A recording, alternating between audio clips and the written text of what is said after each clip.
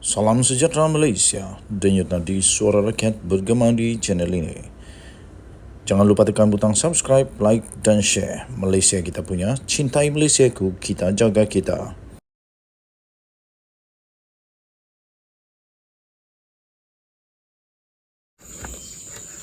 Salam sejahtera Malaysia, selamat pagi tuan-tuan dan puan yang dihormati sekalian. Bayan lepas, terlepas.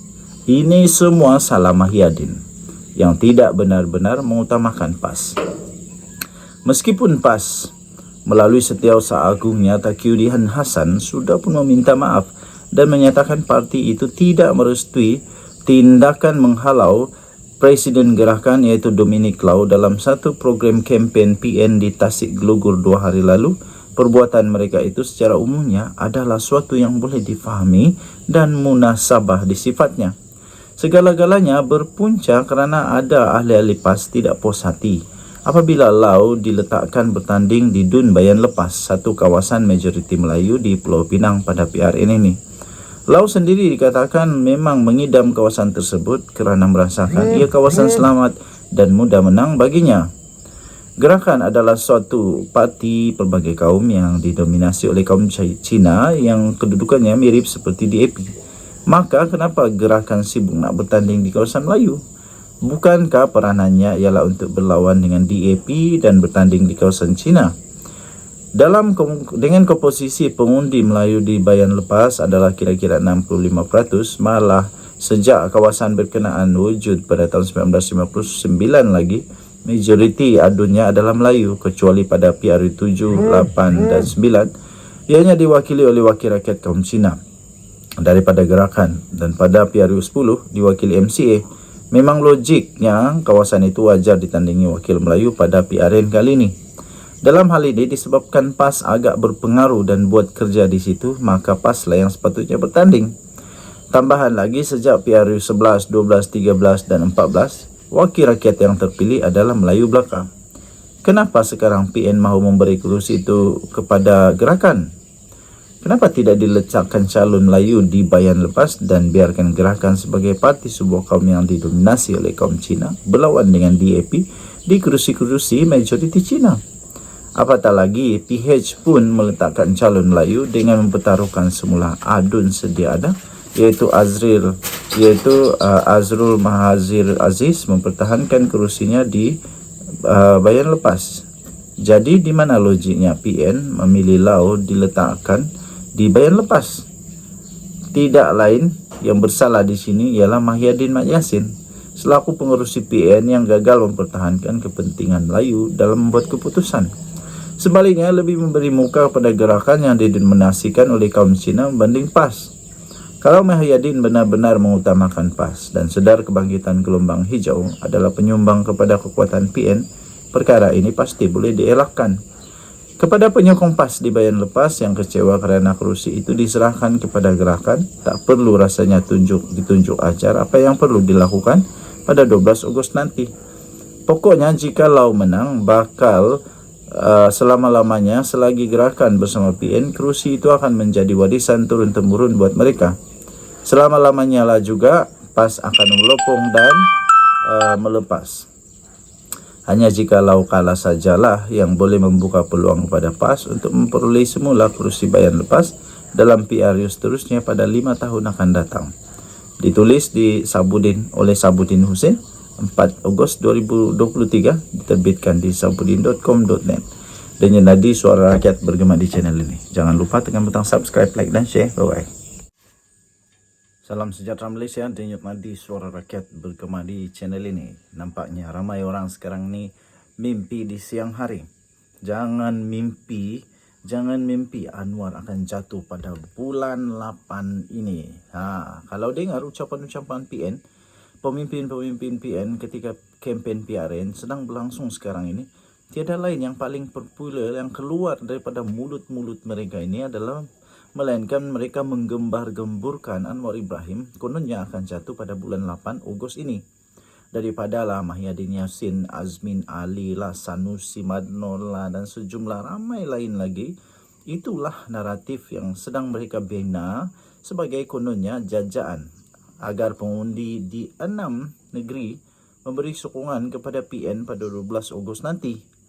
Paling syok bila dengar Mahyadin yang sebelum ini pernah dicop sebagai Perdana Menteri paling gagal dalam sejarah, antara lain kononnya menyebut dalam satu ucapannya, selepas PRN nanti melalui kemenangan yang dicapai oleh PN, maka Anwar akan jatuh kerana terbukti beliau tidak pandai mentadbir negara.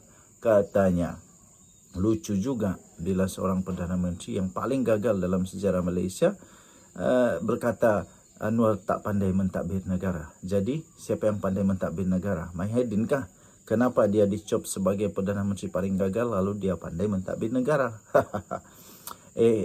Apa kena mengena keputusan PRN dengan pandai atau tidak pandai Perdana Menteri dalam mentadbir negara? Apa kena mengenanya? Mahyadin selama 17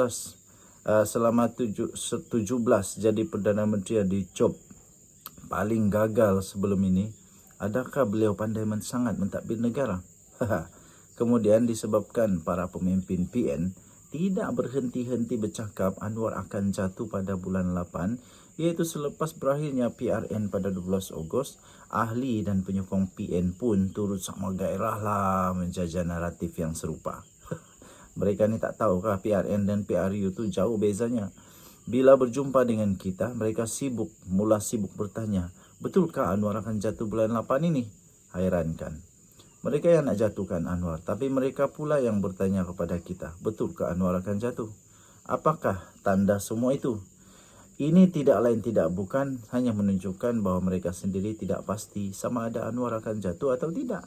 Persoalannya, macam mana Anwar boleh jatuh atau boleh dijatuhkan selepas berakhirnya PRN nanti? Lucu.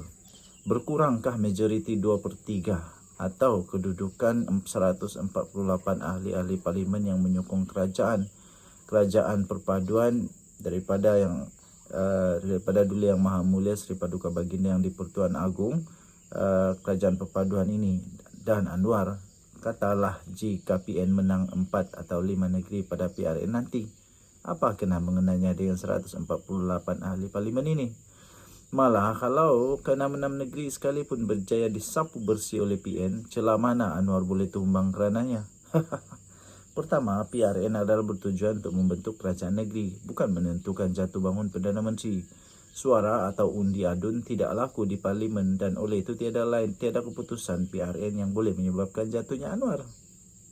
Kedua, harus dipahami bahawa tiada peruntukan undang-undang atau untuk membuang seorang Perdana Menteri daripada jawatannya. Perdana Menteri hanya boleh dijatuhkan melalui usul undi tidak percaya di parlimen atau jika dia sendiri menjatuhkan diri dia dengan cara berundur diri atau meletak jawatan seperti yang dilakukan oleh Mahyadin sebelum ini.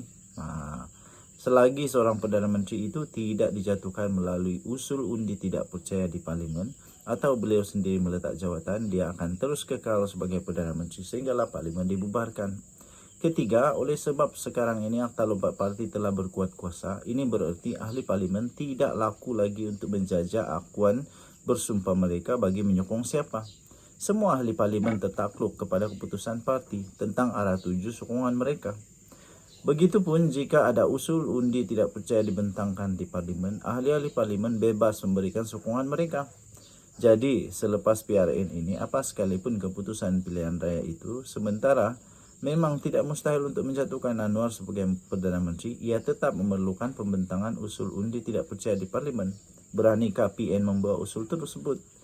Atau sedia dan benar-benar beranikah Mahyadin yang ada kes mahkamah dan kini tergolong dalam kluster mahkamah mahu membawa usul undi tidak percaya terhadap Anwar dan menunjukkan dirinya sebagai calon Perdana Menteri sekali lagi?